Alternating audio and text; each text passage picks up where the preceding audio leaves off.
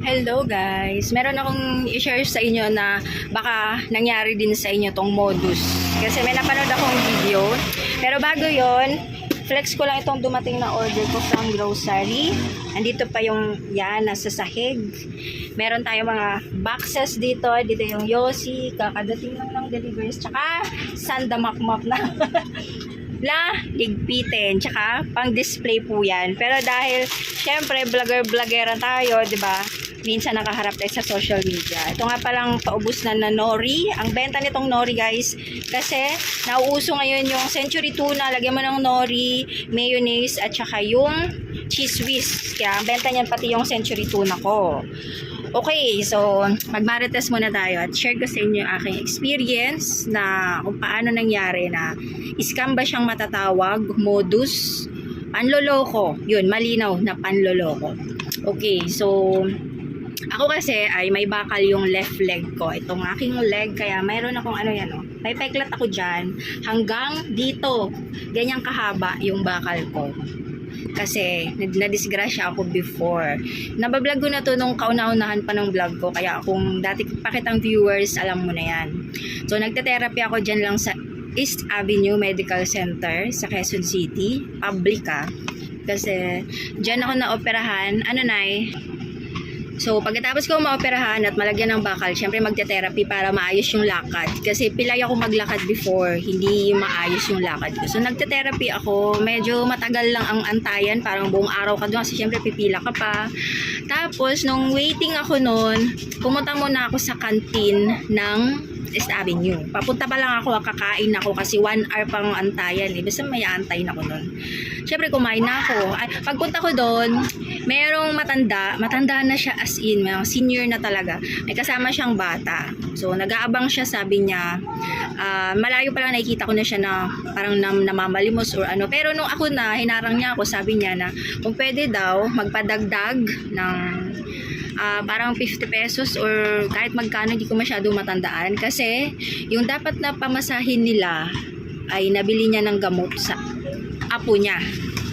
So, ako naman hindi naman ganun kahirap talaga, pero hindi naman kami mayaman na as in may madudukot pang extra.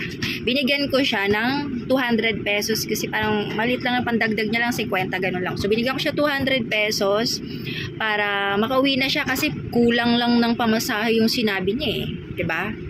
So, okay na. Dinisip ko, pag nabigay ko na yung pera, aalis na siya. Yun lang sabi niya, kulang lang pamasahe ng 50. Sobra-sobra pa yung binigay ko sa kanya.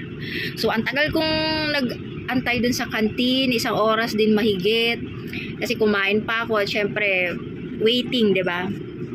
Ngayon, pagbalik ko, dun ulit ako dumaan. At nakita ko siya ulit, malayo pa lang, na nangihingi or namamalimos yung style pag makita mo. So, nung dumaan ako sa kanya, sabi ko, akala ko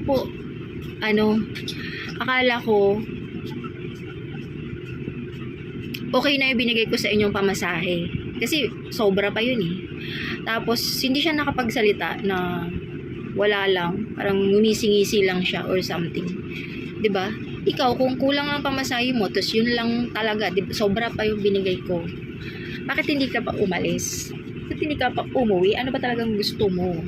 Para sa akin kasi, syempre kung mamamalimos ka, parang common na sa atin yun, di ba? Namamalimos, magbibigay man tayo piso, 2, 5 piso, 10 or 20, di ba? Pero siya, may exact amount siyang sasabihin, kaya siya kulang ng pamasahe. So tayo, parang makauwi na lang siya or kulang ng pambiling gamot, magbibigay tayo. Di ba? Pero imposible na, ba't hindi pa siya umalis ulit? At eto pa, dahil nga nagte-therapy ako, so ano yun parang once a week yun, punta ako sa East Avenue para i-therapy ngayon pa ako para makalakad ako ulit. Surprisingly, nakita ko siya ulit. Hindi ko na tinanong kung anong kailangan niya, kung pamasahe ba o pambili ng gamot. Basta nakita ko siya ulit na may kinakausap yung mga dumadaan. So, modus, di ba? Pang-i-scam, na-scam ka, sinungaling, doble-dobleng kasalanan na ginawa ng modus, nagsisinungaling. Pero dati pa naman, nung college pa ako, may nakikita talaga akong ganun, kasi kulang ng pamasahe. At kaso, sa part ako sa part ko, hindi natin ma-detect din kung totoo ba silang kinapos talaga ng pamasahe or modus nila yun, lalo na kung matanda.